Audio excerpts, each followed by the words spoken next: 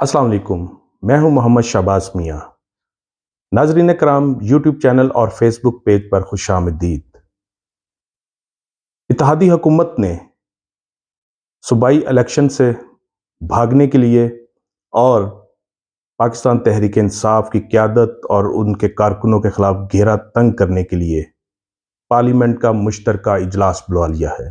Parliament के इस मुश्तरका इजलास में कई अहम फैसले होने जा रहे हैं। इसी हवाले से इस वीडियो के अंदर आपसे जो एक्सक्लूसिव डिटेल्स हैं वो शेयर करूंगा। आखिर पार्लियामेंट का मुश्तरका इजलास बुलाने की क्या ज़रूरत पेश आई?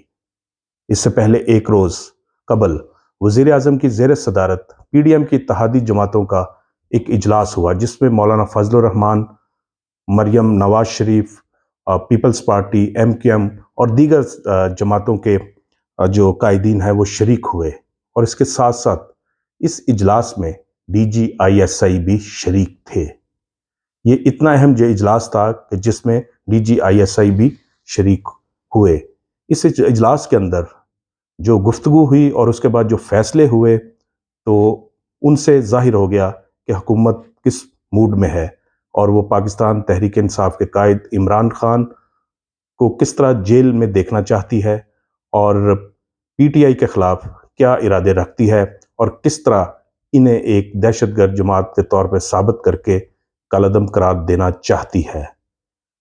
इस इजलास के बाद जो अलामिया जारी किया गया, उसमें बड़े वाज़ेह अल्फाज में कहा गया कि किसी भी तौर पर पुलिस और रेंजर्स पर हमलों को कबूल नहीं किया जाएगा और कानून अपना रास्ता खुद बनाएगा। और इसके साथ साथ पार्लियामेंट के मुश्तरका इजलास की जो है वो भी बात की गई।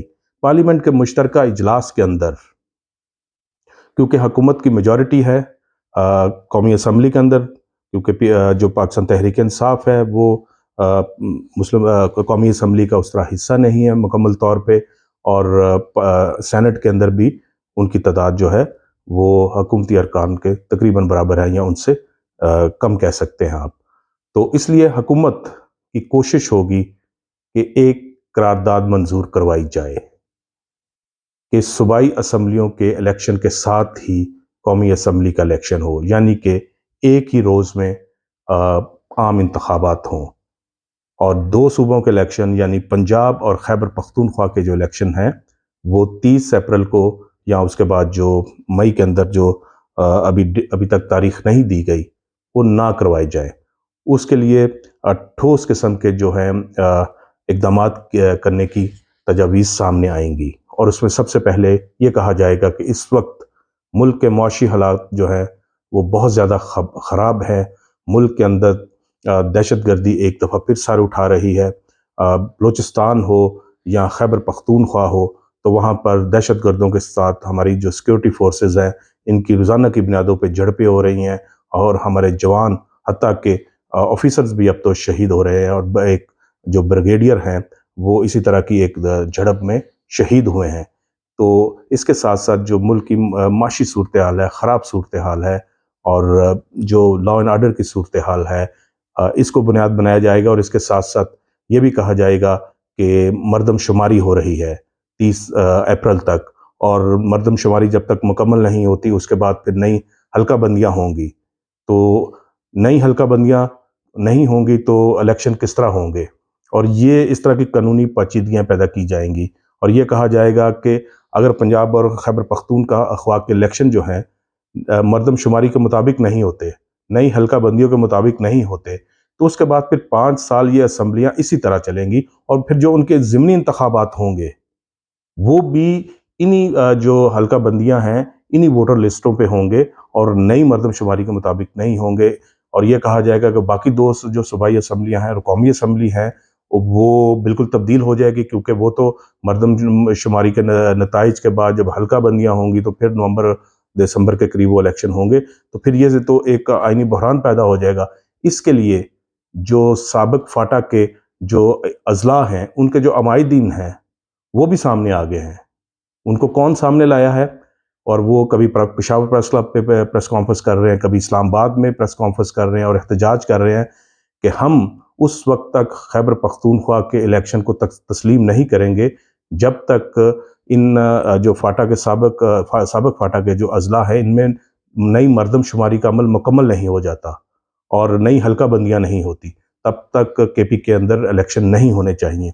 इस तरह की आवाज़ें आएँगी और बाकी जो दहशतगर्दी है और जो वज़ारत ख़ज़ाना है, उनके पास पूरे फंड्स नहीं हैं और जो वज़ारत दिफ़ा है, वो कहती है कि वो फ़ौज नहीं दे सकती जो इलेक्शन के लिए, और इसी तरह जो महकमा तालीम है, वो कहता है कि वो अपने असातिज़ा को नहीं दे सकते इलेक्शन ड्यूटी के लिए, क्योंकि वो तो पहले ही मरदमशुमारी के लिए मसरूफ़ हैं।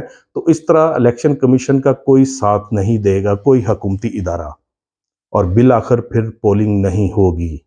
और ये है वो पीडीएम का रास्ता कि किसी तरह इन दो सूबाई असम्बलियों का इलेक्शन ना हो और फिर इस इलेक्शन को आगे लेके जाया जाए।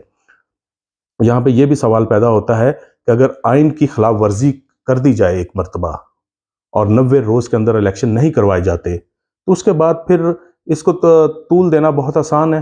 फिर तो अक्टूबर के अंदर भी आम इंतखाबात नहीं होंगे और फिर ये जो पीडीएम की हुकूमत है, उनकी तो पूरी ख्वाहिश है कि ये सिस्टम चलता रहे, क्योंकि वो किसी भी तरह इलेक्शन के मैदान में पीटीआई का मुकाबला करने को तैयार नहीं है, चाहे वो मुस्लिम लीग नवाज हो या बाकी जमातें हों।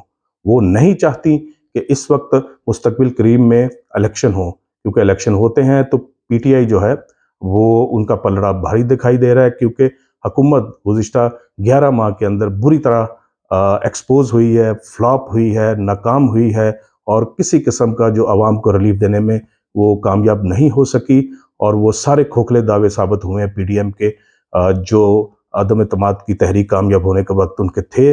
और अब तो वो बयानिया भी कोई नहीं खरीद रहा, इनका सेल नहीं हो रहा कि ये सारा कुछ इमरान खान की हुकूमत की वजह से हुआ है, उनकी पॉलिसियों के नताइज की वजह से हुआ है।